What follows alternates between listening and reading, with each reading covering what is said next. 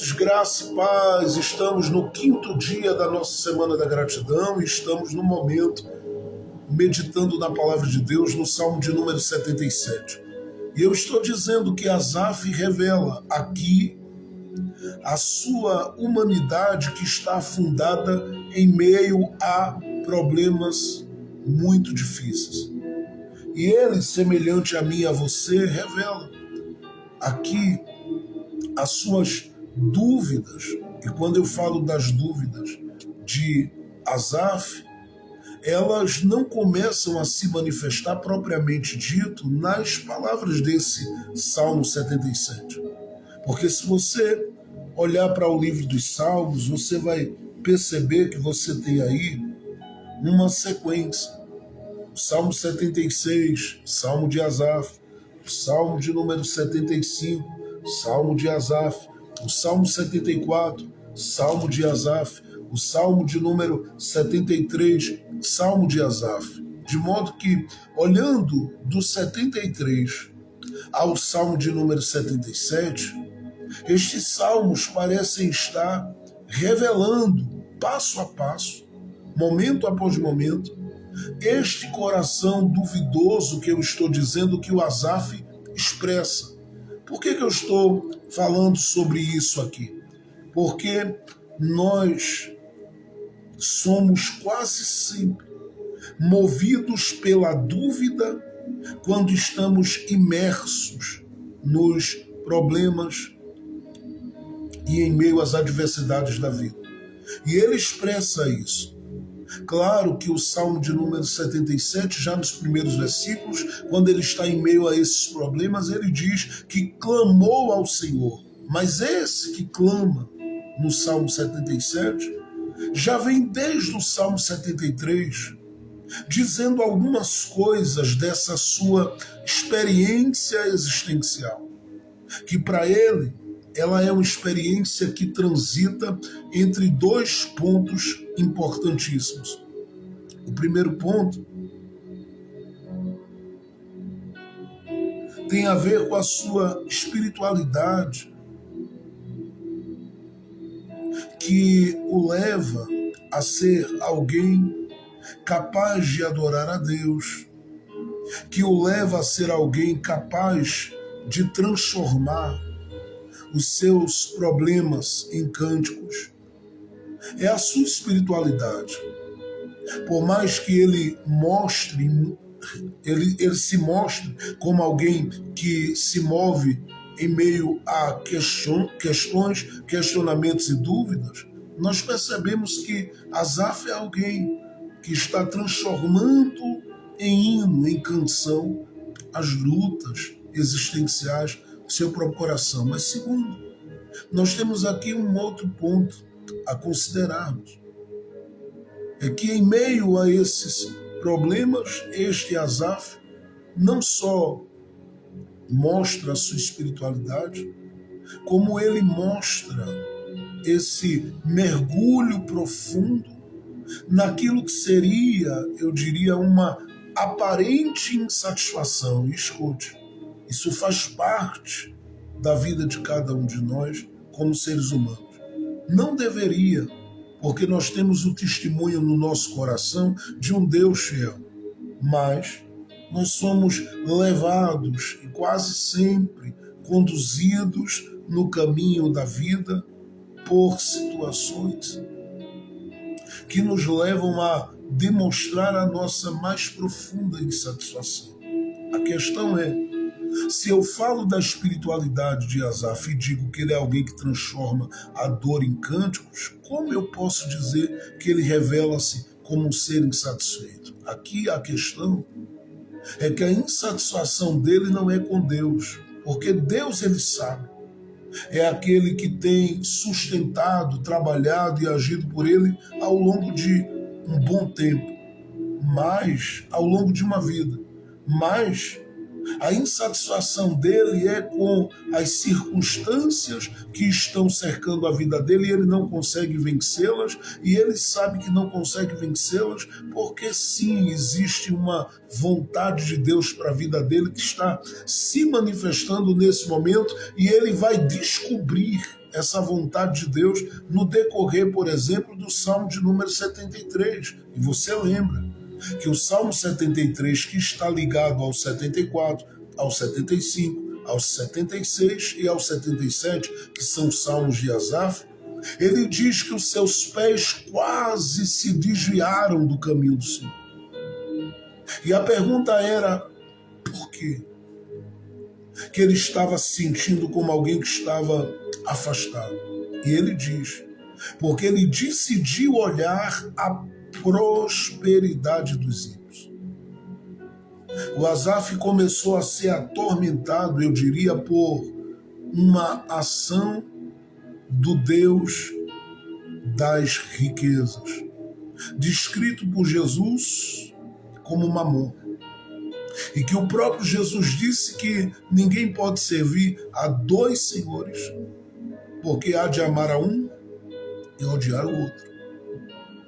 Então, eu penso que o Asaf começa a ser atormentado, ser pressionado por esse espírito, por essa entidade chamada Mamon, que é a entidade mais cultuada, eu penso, do mundo hoje. Porque ele lança na mente e no coração dos homens que o poder é tudo. E Asaf se sente pressionado, e ele diz, eu quase me desviei. Esse quase de Asaf, ele para naquilo que ele mostra no Salmo de número 77 que ele fez. Ele clamou ao Senhor. Porque quando você está entre uma palavra e outra na história da sua vida, você precisa estar atento que nessa caminhada sua ainda há possibilidade de se colocar uma vírgula. Porque se você permitir que as pressões, se você permitir que o que lhe cerca, e quando eu falo disto, eu estou falando de tudo aquilo que você não alcançou ainda. Eu estou falando de tudo aquilo que você não atingiu ainda. Eu não estou falando de sofrimento, de dificuldade, nada disso. Eu sei que isso aqui é algo que está presente por trás dessa aflição que Asaf sofre, mas eu estou falando daquilo que não se realizou, porque quando ele diz, eu quase me desviei por causa da prosperidade, por olhar a prosperidade dos ímpios, ele está mostrando um coração que se viu se perguntando o porquê ele, como um homem que se movia com base na justiça de Deus, estava lidando com um tempo, quem sabe, de privação ou de privações, de limitações. Por que ele não saltava, não voava, não explodia nas suas conquistas, nas suas realizações pessoais, internas e externas? Por quê? E é esse questionamento que, tomando conta do coração de Asaf, o coloca diante daquilo que ele diz, quase. Esse momento, ele para quando alguém diz, não, há uma vírgula. A minha história não para nesse momento de declínio, de abatimento, de esfriamento por causa das coisas que não alcancei. Porque há aqueles que quase sucumbem porque se questionam quanto a relacionamentos, porque se questionam o porquê que estão passando algumas dificuldades, o porquê de repente não conseguiram construir um relacionamento duradouro, feliz, abençoado e abençoador. O porquê que algumas portas não se abriram, o porquê que algumas oportunidades não chegaram, o porquê que algumas oportunidades eram para chegar, tinham que chegar. Deus determinou para chegar.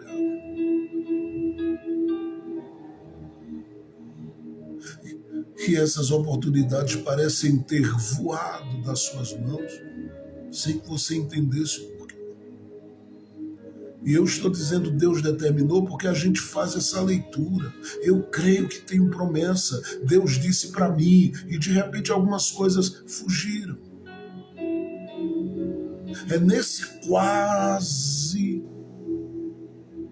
que você vai se desviando porque você olha e diz... que você vai se sentindo afastado ou se desviando, porque você olha e diz, não aconteceu, não chegou, não vivi, não desfrutei, sonhei, não atingi, enfim. Asaf diz quase. E ele parou naquilo que eu digo. É uma pequena vírgula que alguém coloca e diz, entre essa palavra que eu acabei de falar e o que eu vou dizer agora, eu preciso parar um pouco. E ele para um pouco.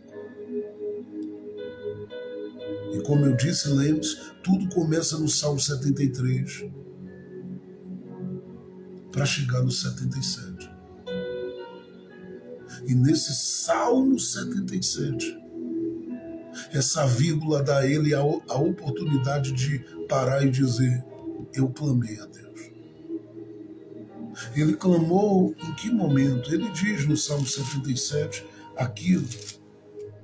Ele diz de forma linda, de forma especial, ele diz, clamei a Deus com a minha voz e ele me escutou. E levantei a voz e ele me respondeu. Veja em que momento, verso 2, no dia, que dia? O dia do Salmo 73, entende? Que dia, pastor? O dia do Salmo 73. O dia daquele momento que dá origem à composição do Salmo 73, ele diz, no dia da minha angústia, eu busquei a Yahvé. É entre o momento em que ele olha a prosperidade e ele diz, não, vai haver uma vírgula nisso aqui. E ele diz, quase, porque quando ele estava para se entregar, ele olhou para cima e disse, Deus, eu estou profundamente angustiado pelas coisas que eu não alcancei, pelas coisas que eu não vivi, pelas coisas que eu não experimentei. E quando ele começa a clamar, ele apresenta este salmo para a gente, que fica para mim dividido em 3 pontos. Primeiro, nesse momento em que ele manifesta, revela o quanto a sua humanidade estava imersa no meio dos problemas. Porque ele fala dessa angústia, e ele fala que era o dia da angústia, imerso profundamente nessa angústia. Ele diz, eu clamei, eu busquei, eu falei com Deus, eu disse a Deus.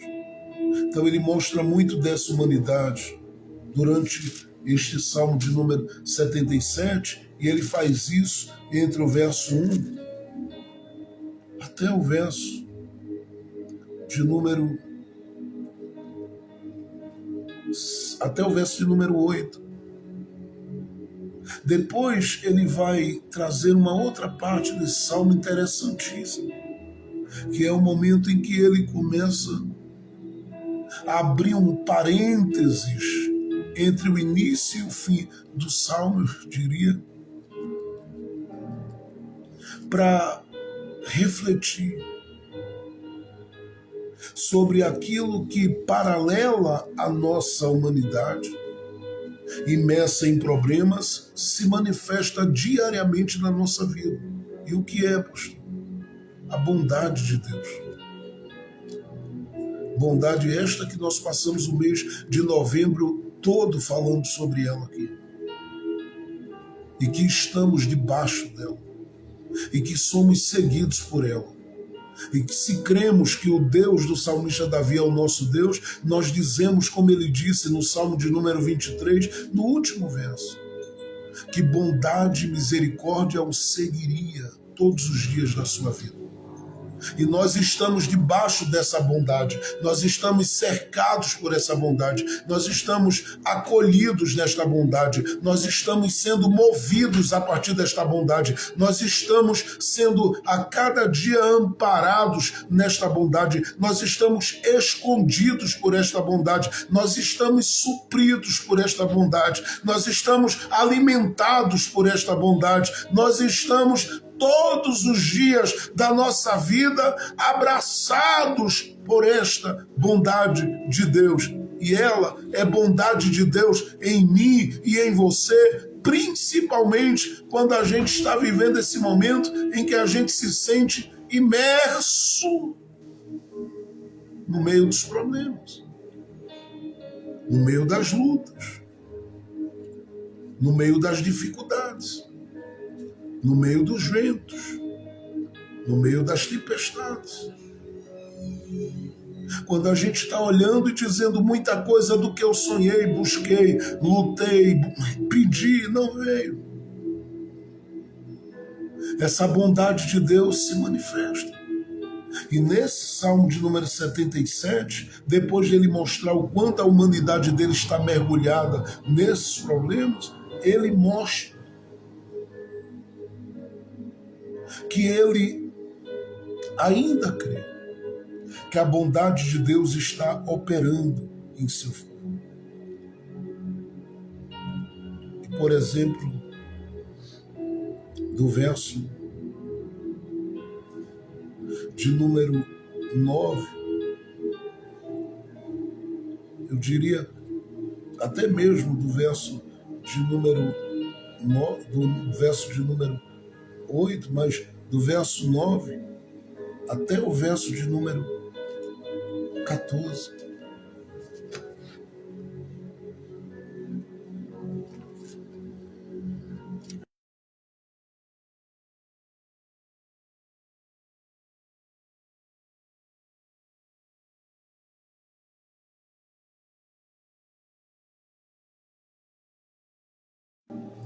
Do verso 9 até o verso 14, ele reflete sobre essa bondade.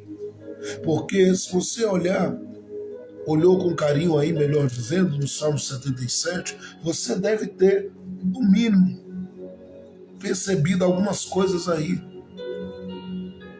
Entre as palavras dele, que começam dizendo que clamou ao Senhor no meio da angústia, ou no dia da angústia, e ele chega a dizer assim no verso de número 2, e não houve consolo para minha alma, mas veja o que ele diz daí para frente. Me lembrei de Deus e tive temor, refleti e meu espírito se perturbou. E essa perturbação vem por quê? Por causa do momento apenas que ele está vivendo, imerso aos problemas? Não. Porque ele, como qualquer um de nós, tem uma dificuldade gigantesca de assimilar a bondade de Deus no meio desse processo que ele está vivendo.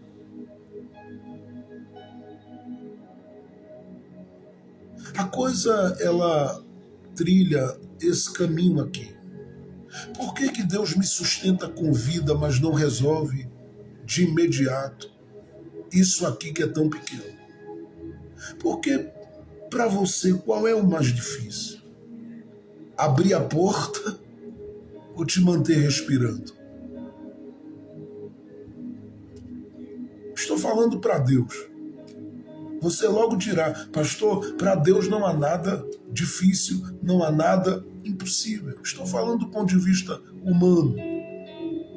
Na nossa visão. É claro que você diria sustentar com fôlego de vida, né? Me manter respirando, me manter de pé. Ora, ele faz isso todo dia. E Paulo diz em Atos dos Apóstolos, capítulo 17, quando estava no Areópago, ele diz, é nele que nós existimos e nos movemos. Agora, por que ele sustenta e às vezes mantém uma porta fechada? Porventura, a porta fechada para a gente não é algo que parece estarmos, às vezes, passando por um momento de provação, de punição, de teste ou o que seja. Passam muitas coisas na mente de cada um. E o conflito de Asaf é esse. Ele diz, eu me perturbei. Você diz, olhando para o texto, você diz, ô Asaf, por que você se perturbou? E ele no salmo mesmo vai falando. Porque não dá para entender como Deus me mantém vivo, mas Deus não faz com que se escancare o que tem que se escancarar de portas abertas diante dos meus olhos. É tão mais difícil para Ele me manter vivo e Ele consegue me manter vivo. Não é difícil para Ele, eu estou falando do ponto de vista humano, porque Deus é Deus. Mas eu quero que você entenda que esse é o olhar do homem, o olhar do ser humano que não consegue lidar com a ideia de que Deus é um Deus bondoso ou que tem manifesto a sua bondade na sua vida aí.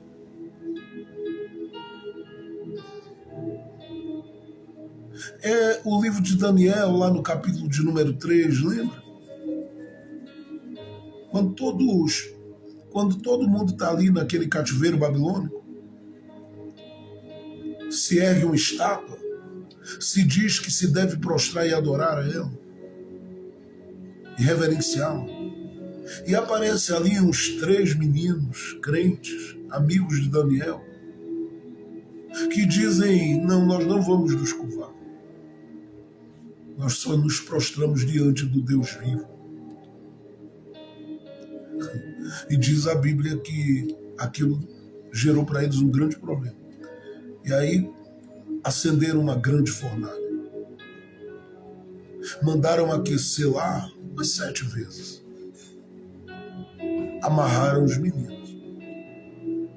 E disseram, e a autoridade diz, joga eles aí dentro. O que Nabucodonosor não esperava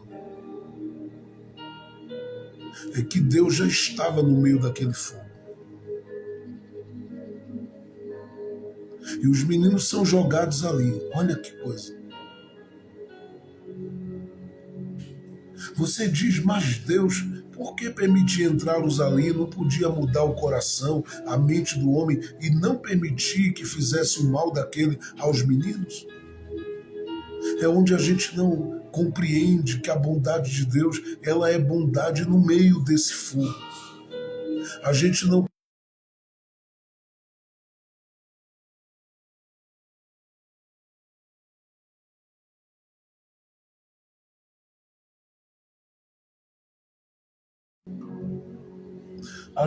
compreende que a bondade de Deus, ela é bondade no meio desse fogo. A gente não compreende que a bondade de Deus é bondade no meio dessa fornalha. A gente não compreende, não entende. Porque Deus permite entrar ali, e quando entra lá dentro, essa bondade está sustentando eles, porque eles não são consumidos. As cordas são tiradas, queimadas do fogo. E Deus convida aqueles meninos para fazer daquela fornalha um verdadeiro shopping center. E anda com eles no meio daquele fogo. Era mais fácil impedir.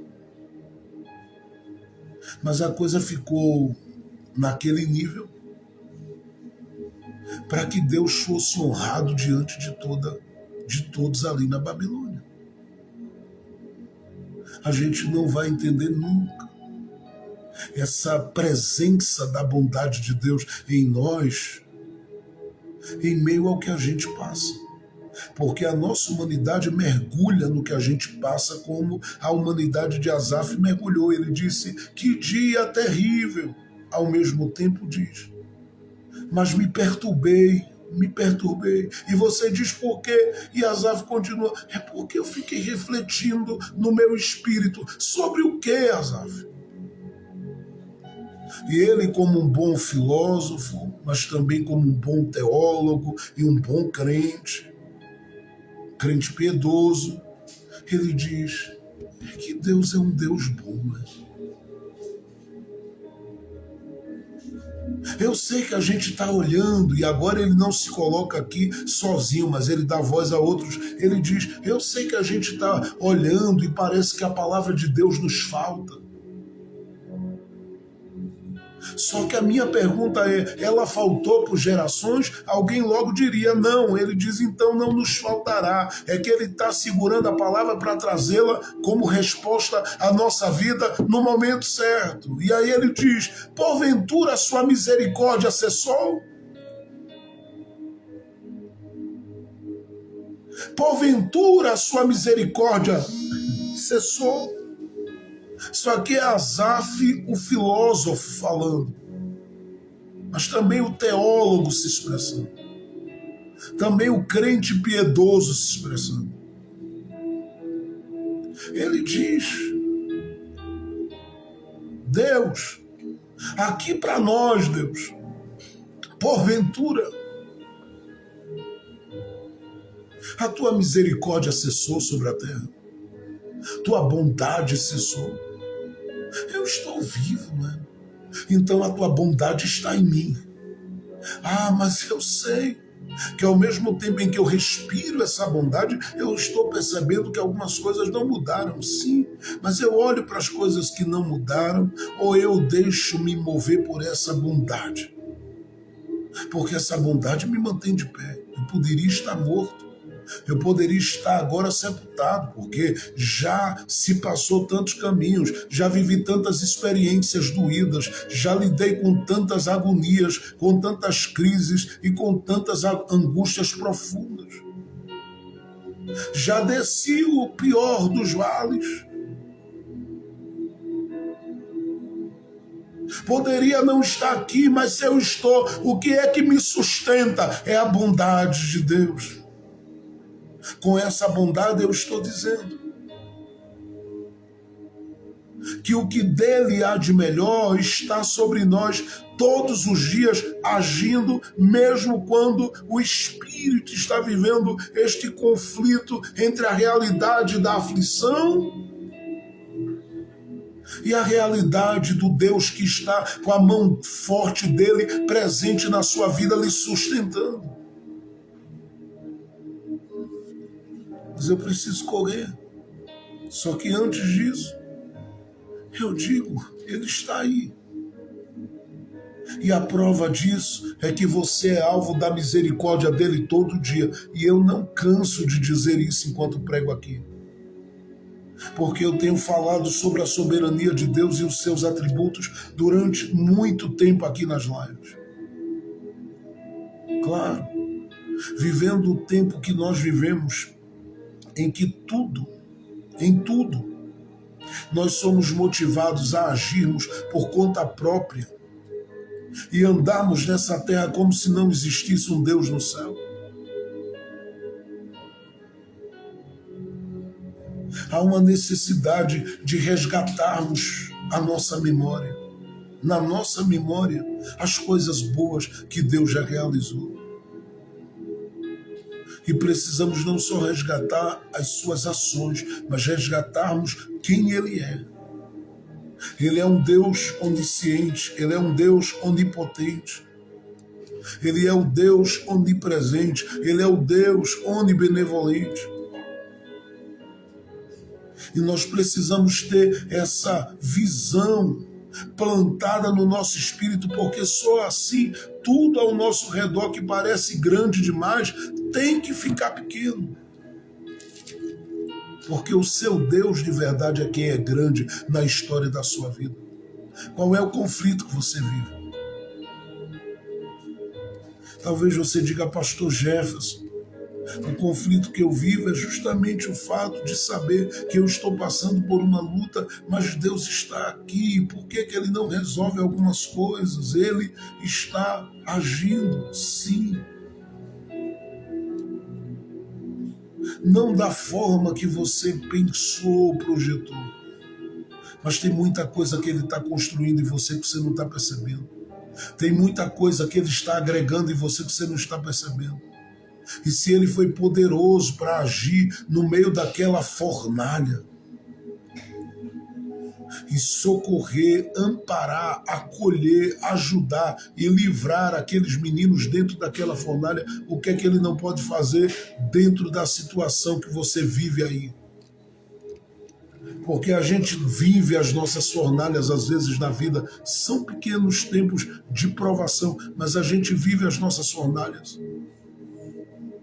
E a palavra de Deus, inclusive pelas palavras do próprio apóstolo Pedro, em uma de suas epístolas, ele disse, olha gente, faz o seguinte, não fiquem aí muito assustados, não. Com as fornalhas da vida. Isso vai passar. E ele diz, já está próximo o fim de todas as coisas. E ali eu sei que ele está falando do que tem a ver com a terra e do que tem a ver com a esperança da igreja. Mas eu preciso dizer a você, hoje e com toda a convicção da minha alma, que aquela palavra de Pedro se aplica às muitas questões que envolvem a existência humana. Eu estou falando dos dramas humanos.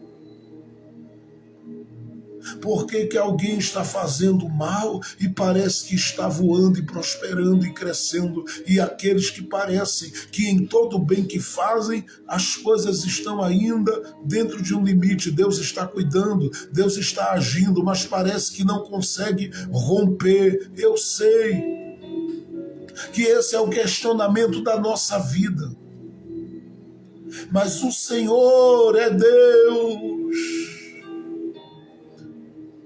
que Ele está aí nessa fornalha. Ele está aí neste tempo e dele a bondade manifesta. Eu sei, porque Ele tem te sustentado, Ele tem me sustentado e nós sentimos todos os dias que foi misericórdia dele ontem, é misericórdia dele hoje, continuará sendo misericórdia dele amanhã e vai continuar havendo uma manifestação da misericórdia dele sobre as nossas vidas em todo o tempo. Por quê? Porque a palavra de Deus diz que a sua misericórdia dura para sempre. Salmo de número 136, o verso 4 diz, vamos exaltar aquele que faz maravilhas, porque a sua misericórdia dura para sempre. Mas em terceiro lugar, Asaf, neste Salmo de número 77, ele nos apresenta aqui uma terceira divisão desse salmo. Porque na primeira, entre o verso 1 ao verso 7, ou verso 8, ou até o verso 6, ele faz questão de apresentar o seu drama humano. Do verso 7 até o 14. Ele começa a refletir, a pensar e começa a perceber que ele deve olhar com maior profundidade para o que o tem sustentado, porque sobre ele está a bondade de Deus e na vida dele está a bondade de Deus. Mas em terceiro, ele decide fazer um resgate. Quando nós chegamos aí do verso de número 13, verso 15, perdão, até o verso de número 20, ele traz à memória os feitos, as obras, as proezas de Deus. E ele faz um resgate maravilhoso.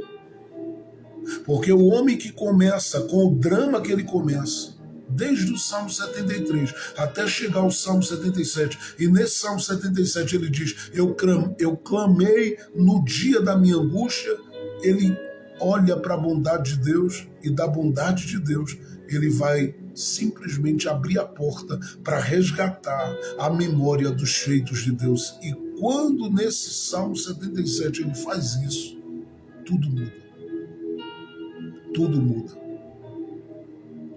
E é por isso que eu estou aqui propondo um resgate na nossa memória das coisas que Deus fez. E é sobre isso que eu estou pregando hoje. A questão é que a maior parte das pessoas parece que vivem sem memória. Nós somos habitados mais por ingratidão do que por gratidão, por causa da nossa natureza rebelde e carnal. E humana, mas muito humana. Bem humana. Frágil. Pó da terra. E ela, todas as vezes, luta contra nós, para que não seja preservado em nós nenhuma lembrança do que Deus fez e está fazendo. Mas lá, no recôndito do seu ser, na divisão da sua alma, entre o espírito e a alma, você sabe que você vive por causa dele. A gente tende, estamos quase sempre inclinados a olharmos para ele e fazermos as coisas de uma forma muito diferente do que ele propôs. E andarmos na contramão, se chocando com ele, dizendo para ele: o Senhor não existe, eu vivo como eu quero, até que ele nos encontra no caminho.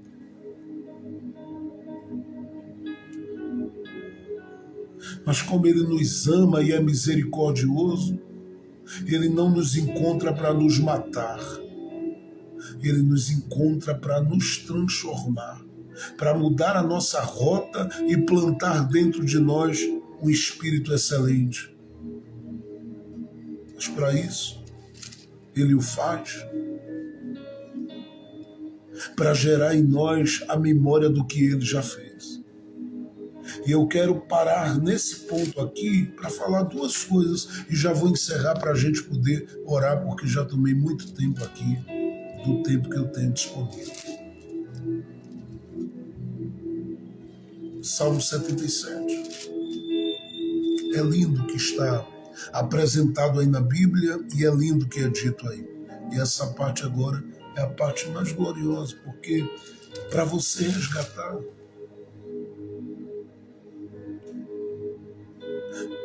na sua memória as coisas que Deus fez, a sua memória precisa ser ativada.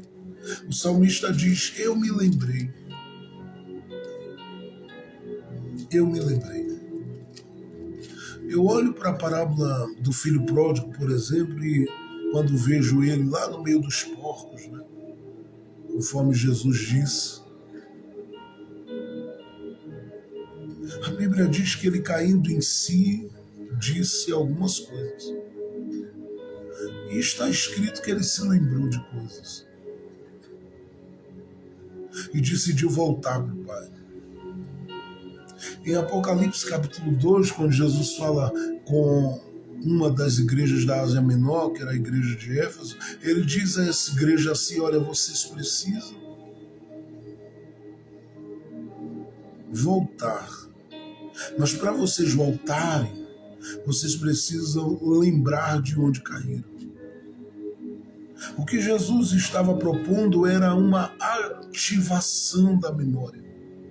Porque pode-se caminhar muitas vezes vivendo como se não tivesse nada do que lembrar de bom. E pasmo, a gente quase sempre lembra de tudo que viveu de ruim. Mas pouco damos ênfase ao que de bom Deus plantou na gente. E tem muita coisa boa que Deus já fez. E tem muita coisa grande que Deus já realizou. E tem muita coisa gloriosa que o Senhor já mostrou. E tem muita coisa maravilhosa que o Senhor já manifestou. Só que quando a gente olha para o Salmo 77, observe o que o salmista ele diz aí, o que Asaf diz, a partir do verso 13. Vamos olhar a partir do verso de número 14. Olha o que diz. Tu é o Deus que fez prodígios e mostrastes teu poder entre as nações. Do verso 15 em diante, ele vai mostrar o que Deus fez. Mas veja o que ele está fazendo, ele está trazendo a memória. No verso de número 3, ele diz lá, me lembrei, é um grito, eu lembrei. Lembrou de quê, Asaf? Verso de número 14. Eu lembrei que Deus já fez grandes prodígios. Escute. A sua memória está ativa? Ou você já esqueceu de tudo? Se você não conseguir resgatar lá de trás, desde a sua infância, o cuidado dele, te protegendo, te guardando e até te privando da miséria.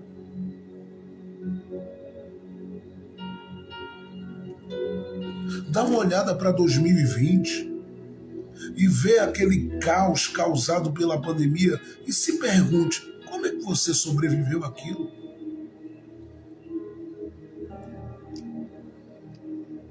Alguns diriam, pastor, porque eu tive um cuidado muito grande, desde que anunciaram lá que a gente tinha que ficar mais isolado, eu me tranquei. Certo? Você fez uma parte, não fez tudo. Porque era ele. Ele estava naqueles que ele decidiu recolher, mas ele estava também naqueles que ele disse, esses ainda não cumpriram a sua missão por completo. E decidiu te preservar. Não está tão longe, não. Lembra. Porque toda vez que você fala de uma porta fechada, você esquece que ele te fez sobreviver ao caos da morte que estava bem pertinho da tua porta.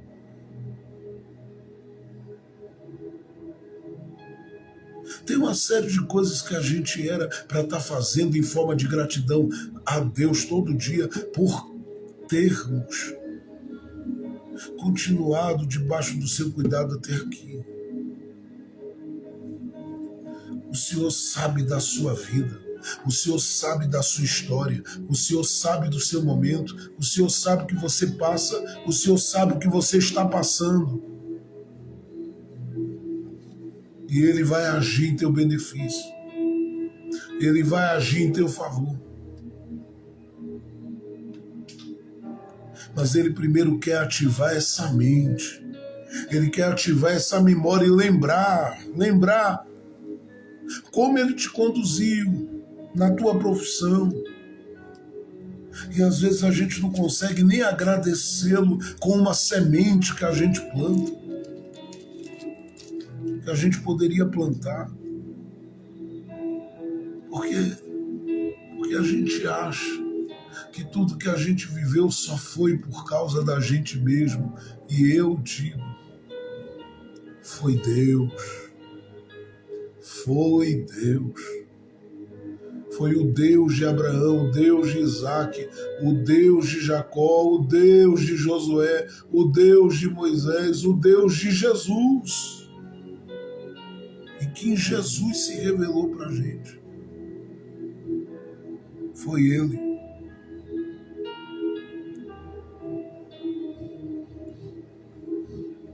Ele está resgatando, mas para resgatar, primeiro, a memória tem que ser ativada. Verso 3, me lembrei.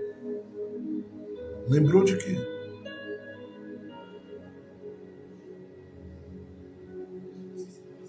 Lembrou de quê? Veja o verso de número 5 que ele diz, refleti nos dias antigos e recordei dos anos passados. Continue no verso 6, meditei à noite e refleti em meu coração. inquiri em meu espírito e eu disse assim: Yahvé se esqueceu de mim para sempre?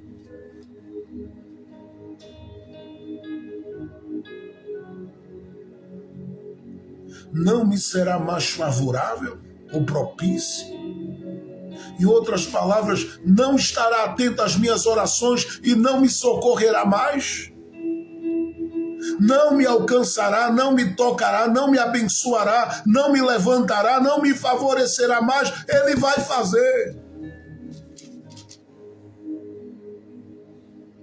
Ative a memória, diga a ele: eu estou lembrado, Deus. Eu estou lembrada. Eu me lembro. Eu me lembro, Deus.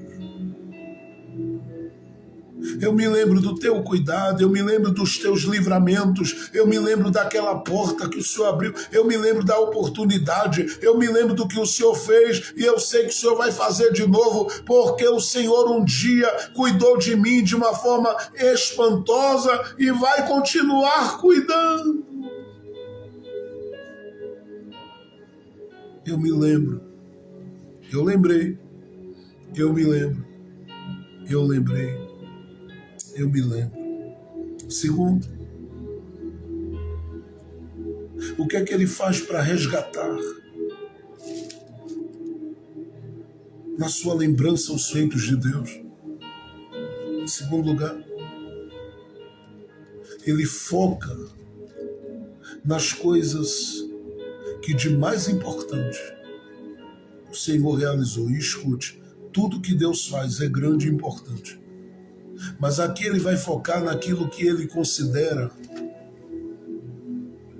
os marcos de Deus na história do povo escolhido dele, do povo hebreu. Falando de Antigo Testamento aqui. As coisas que Deus fez naqueles dias. E eu queria que você observasse aí, Salmo 77. Vamos ler a Bíblia. Diz o texto. Verso de número 13. Com teu braço redimistes a teu povo, os filhos de Jacó e de José.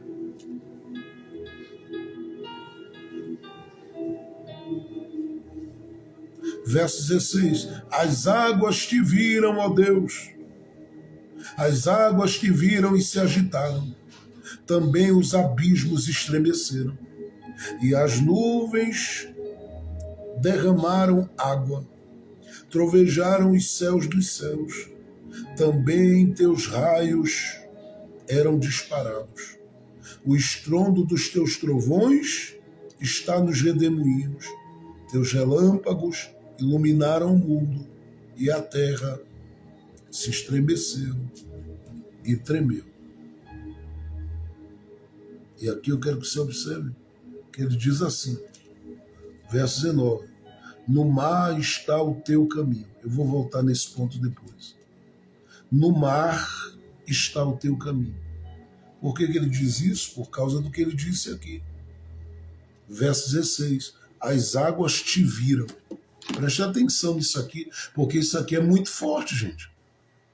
Ele diz, as águas te viram. Viram onde? Ora, é óbvio que ele não está aqui se referindo à criação, embora poderíamos encaixar nisso aqui, fazer uma conexão, uma ligação entre esses textos. Porque está escrito, né, lá no princípio, em Gênesis 1, que Deus disse que queria separação entre águas e águas. Mas ele está falando aqui da abertura do mar diante do povo hebreu quando foi arrancado por Deus com mão forte do Egito. E olha que expressão. As águas te viram. A minha pergunta foi, onde?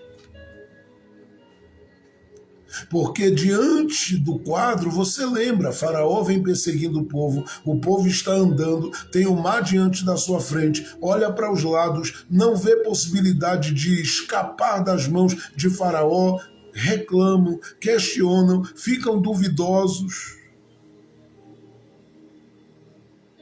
E Moisés fala com Deus e Deus diz: por que clamas a mim, Moisés?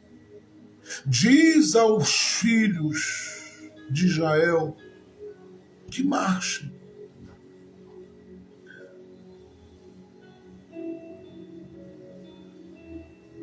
E você sabe que Moisés toma aquela vara, aquele cajado na mão e diz ao povo: a ordem é para marchar. Não há uma porta na minha frente. Ele diz: marcha. Não há uma porta diante dos meus olhos. Mas ele diz: marcha. Marcha. É tão profundo e glorioso isso. Marcha. A Bíblia diz que aquele mar se abriu e viu Deus. É o salmista que diz aqui: as águas te viram, viram onde? Viram na medida que o povo marchava? Talvez. Viram quando Moisés estendeu o cajado? Talvez. Mas pelo que o salmista diz, nos 2 últimos versículos desse salmo, eu penso de uma outra forma. As águas o viram olhando. E eu estou usando expressão aqui apenas de forma bem ignorante, só para a gente assimilar bem, porque o salmista diz que o caminho de Deus é nas águas. Mas é o caminho para o povo? Não. Porque o caminho para o povo ele abriu. Abriu de onde? Ele abriu lá da ponta, pastor, porque ele estava falando com Moisés de lá. Ele que fala lá poderia estar no trono enquanto falava. Algumas traduções nos colocariam diante de uma outra expressão, ou diante de um outro sentido, porque não era só Deus ter caminho sobre as águas, era Deus se assentar ou descer sobre as águas. Quando o texto diz as águas viram, para o salmista as águas têm olhos. Então devem ter olhado e visto o quê? O trono do Todo-Poderoso descendo. Porque ele desceu em Ezequiel capítulo 1 em um cativeiro que Ezequiel estava vivendo junto com o povo. Mas ele não só desce em cativeiro. Ele desce no meio das águas. E aí você entende porque por 2 momentos na vida dos discípulos de Jesus, tanto em Mateus capítulo 14 como em Marcos capítulo 4, a partir do verso 35, eles vivem experiência no meio das águas. Na primeira, vamos colocar assim, Jesus foi para um monte, mandou que eles fossem para as águas começaram a mexer com a estrutura do barco, o vento deu uma balançada na estrutura do barco, todo mundo ficou nervoso, pensando que ia sucumbir e que ia perecer. Lá vem Jesus andando sobre as águas. Ele podia até ter feito um caminho ali,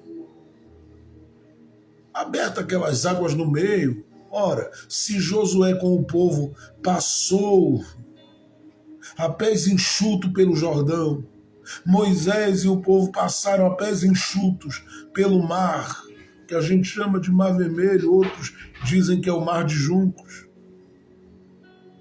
Chamam de Mar de Juncos. Nós entendemos que Jesus podia ter feito o caminho, mas não, ele vem andando sobre. Olha o que diz o Salmo de número 77, teu caminho é no meio do mar. Ele vem sobre as águas. E ele vem caminhando como quem está caminhando para assentar-se em um trono. Porque onde as águas se agitam, o trono dele desce. Os discípulos ficaram nervosos, disseram: quem és? Pensaram que era um fantasma. Ele disse: sou eu, não temais. Não se perturbem, não se inquietem, não se desesperem.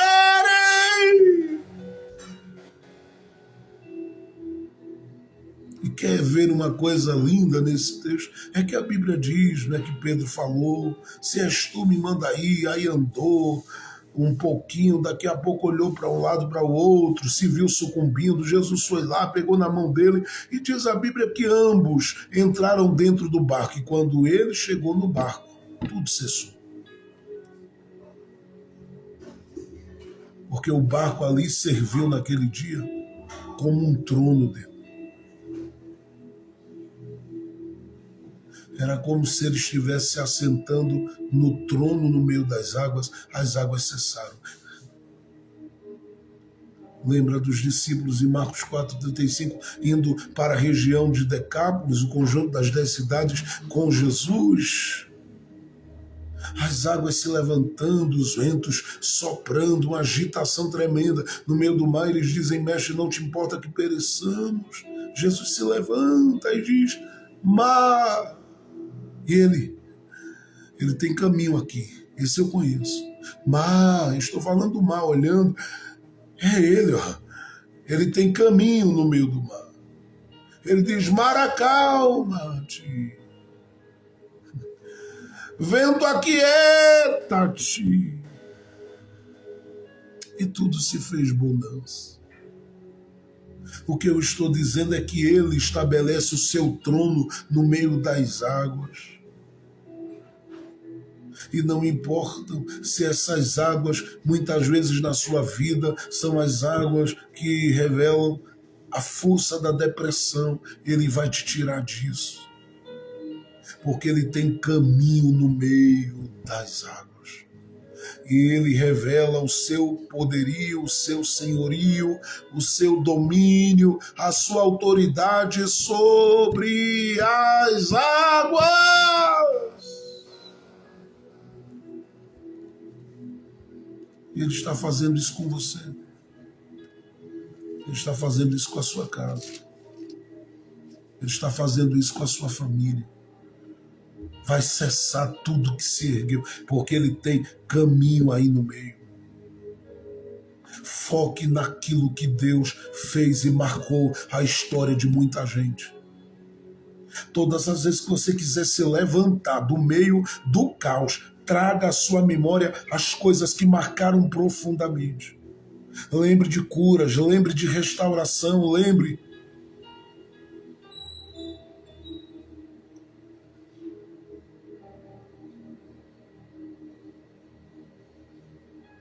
Eu lembro de alguém que um dia disse para mim assim: mas eu ainda não vivi algo assim grande de Deus na minha vida. Eu digo: ora, você foi salvo por ele. O que você quer maior do que isso? Teve seus pecados perdoados, seu nome escrito no livro da vida. O que você quer mais? Ele deu o seu filho por você. E eu disse: mas olha, basicamente, se você não consegue lembrar de coisas que Deus veio fazendo ao longo desse tempo, são muitas que eu sei. Lembra do que ele fez na vida de tantos no meio e traz isso da palavra. No meio da palavra, traz isso da palavra para a sua vida. E se agarra. Lembra que ele é Deus de Abraão, lembra que ele é Deus de Isaac, lembra que ele é Deus de Jacó.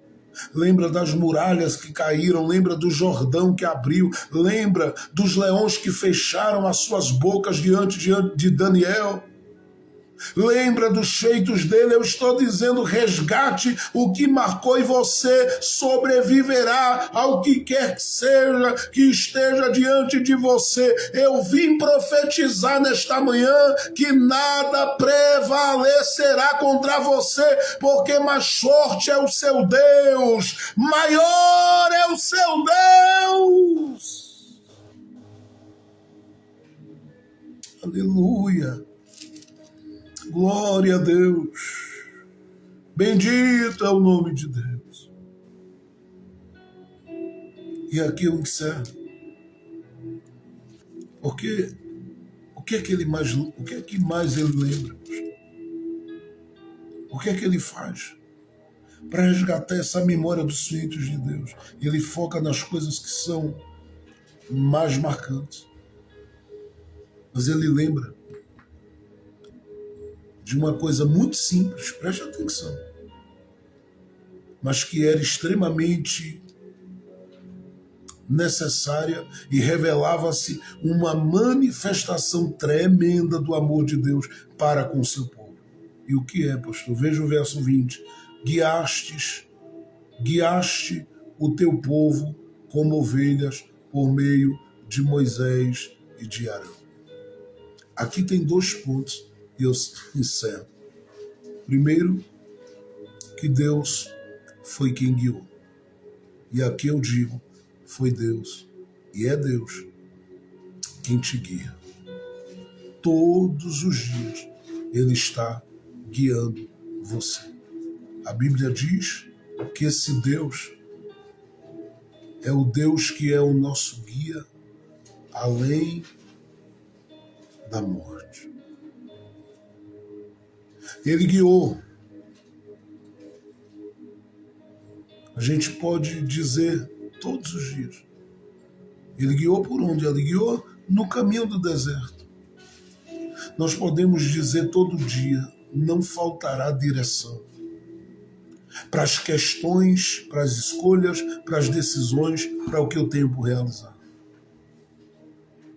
Não nos faltará uma direção de Deus na nossa vida. Não faltou, e eu digo, não faltará. Não faltou e não faltará. Porque em todo tempo Deus é o que te guia. Em todo tempo Ele está guiando a sua vida. Em todo tempo Ele está te guiando. Mas olha que interessante, ele diz assim, nos guiou, ou guiastes o teu povo, mas não deixando o povo caminhar sem referência. Ele diz, guiastes através de Moisés e da sua casa.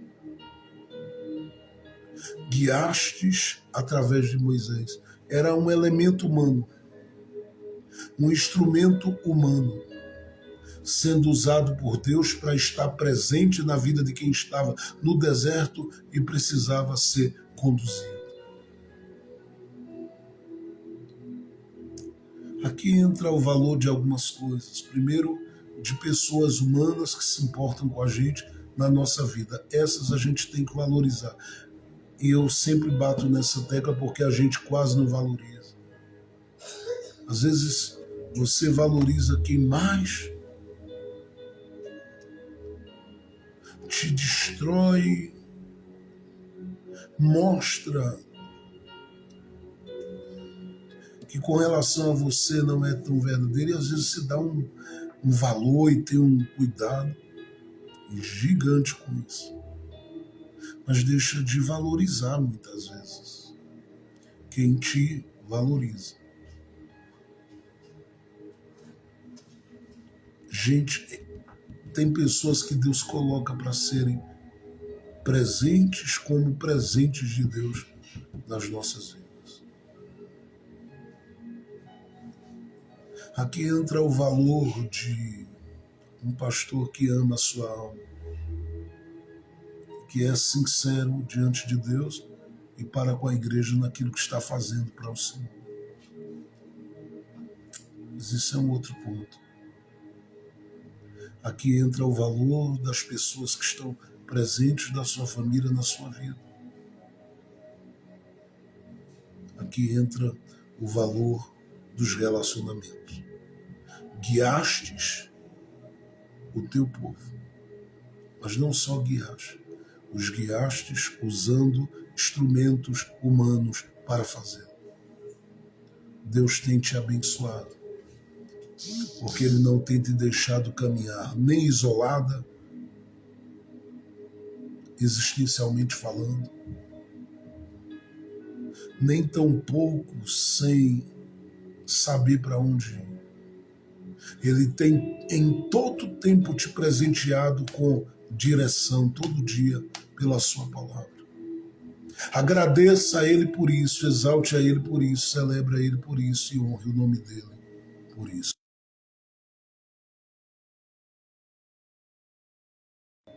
Vamos orar no nome do Senhor Jesus, porque eu estou dizendo a você que Deus te guiará. Eu estou afirmando a você que o Senhor te conduzirá. Eu estou afirmando a você que o Senhor te ajudará neste caminho e não te deixará um segundo da sua vida neste caminho. Valorize quem está te ajudando. E agradeça a Deus por Ele te guiar todo dia. Porque tem coisas que você nem sabe, mas Ele te livra. Tem coisas que não eram para vir, mas Ele traz como vitória. Tem coisas que você jamais alcançaria, mas Ele te conduz em vitórias, porque Ele é o Deus que sabe guiar a tua alma. Vamos orar juntos. Querido Deus e eterno Pai de nosso Senhor e Salvador Jesus Cristo, na Tua presença nós nos colocamos, ó Deus, te agradecendo pela Tua preciosa e doce palavra, te agradecendo pela existência humana de gente como Asaf, porque a vida dele fala com a vida da gente. E que bom que ele sai, Senhor, do drama humano para dizer: eu sei que a Tua palavra virá, a Tua misericórdia se manifestará e Tu guiarás as nossas vidas para o louvor e a glória do Teu nome.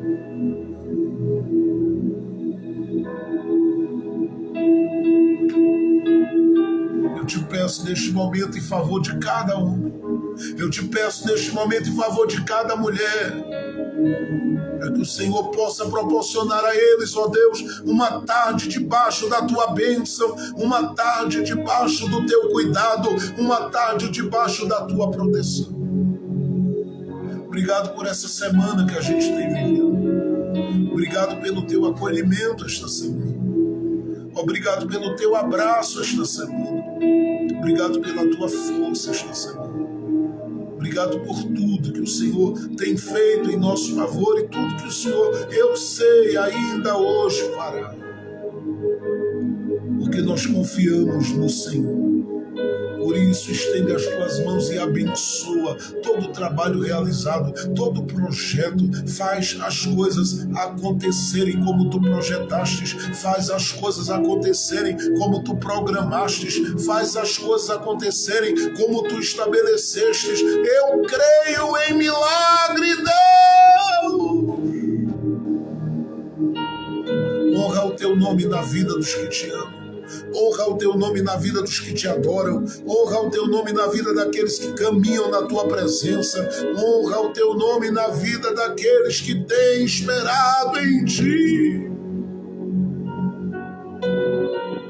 Levanta os Asafes, socorre-os, acolhe e os faz ter uma visão, Senhor, todos os dias de reconhecimento que o Senhor já fez, está fazendo, mas alimenta a esperança dentro deles de que o Senhor ainda fará muito.